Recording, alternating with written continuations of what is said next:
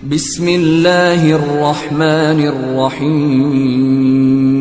عطا نے خبر دی کہ ابن عباس رضی اللہ عنہ نے ابن زبیر رضی اللہ عنہ کے پاس ایک شخص کو اس زمانے میں بھیجا جب شروع ان کی خلافت کا زمانہ تھا۔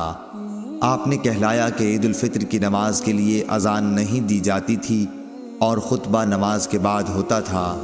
صحیح بخاری حدیث نمبر 959۔ عطا نے ابن عباس اور جابر بن عبداللہ رضی اللہ عنہ کے واسطے سے خبر دی کہ عید الفطر یا عید الاضحیٰ کی نماز کے لیے نبی کریم صلی اللہ علیہ وسلم اور خلفائے راشدین کے عہد میں اذان نہیں دی جاتی تھی۔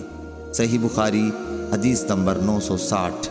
جابر بن عبداللہ سے روایت ہے کہ عید کے دن نبی کریم صلی اللہ علیہ وسلم کھڑے ہوئے، پہلے آپ نے نماز پڑھی، پھر خطبہ دیا۔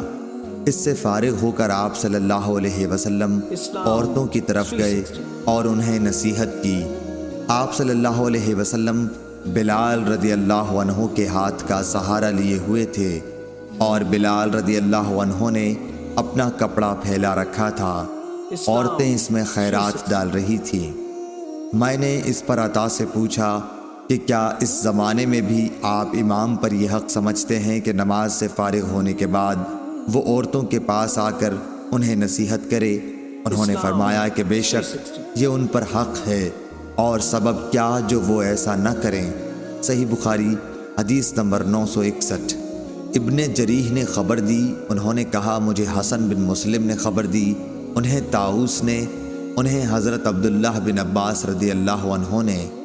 آپ رضی اللہ عنہ نے فرمایا کہ میں عید کے دن نبی کریم صلی اللہ علیہ وسلم اور ابو بکر، عمر اور عثمان رضی اللہ عنہم سب کے ساتھ گیا ہوں۔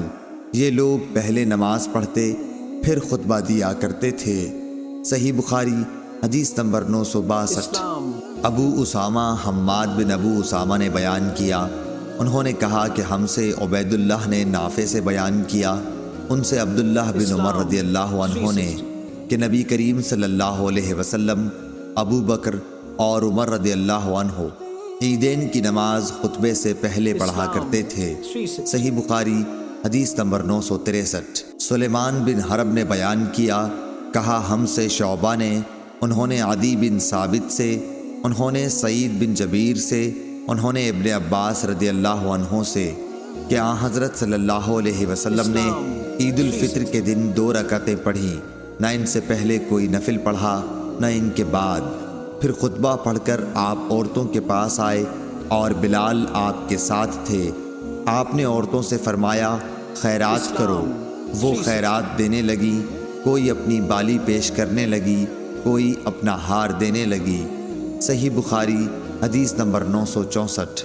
زبید نے بیان کیا، کہا کہ میں نے شعبی سے سنا، ان سے برا بن عازب نے بیان کیا، نبی کریم صلی اللہ علیہ وسلم نے فرمایا کہ ہم اس دن پہلے نماز پڑھیں گے، پھر خطبے کے بعد واپس ہو کر قربانی کریں گے۔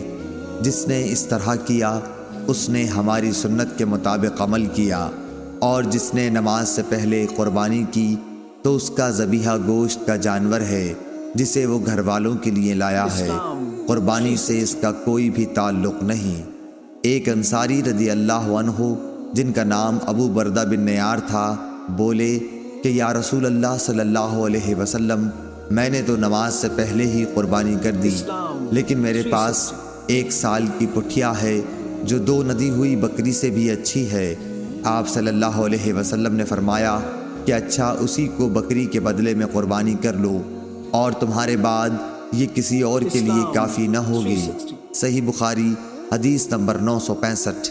عبد الرحمن محاربی نے بیان کیا، کہا کہ ہم سے محمد بن سوقہ نے سعید بن جبیر سے بیان کیا، انہوں نے کہا کہ میں حج کے دن ابن عمر رضی اللہ عنہ کے ساتھ تھا جب نیزے کی ینی آپ کے تلوے میں چبھ گئی، جس کی وجہ سے آپ کا پاؤں رکاب سے چپک گیا، تب میں نے اتر کر اسے نکالا۔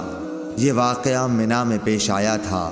جب حجاج کو معلوم ہوا، جو اس زمانے میں ابن زبیر رضی اللہ عنہ کے قتل کے بعد حجاز کا امیر تھا، تو وہ بیمار پرسی کے لیے آیا۔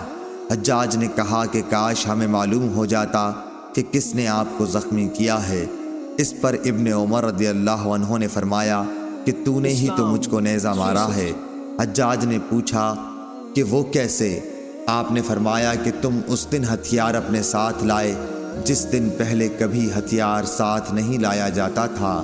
عیدین کے دن تم ہتھیار حرم میں لائے، حالانکہ حرم میں ہتھیار نہیں لایا جاتا تھا۔ صحیح بخاری حدیث نمبر 966۔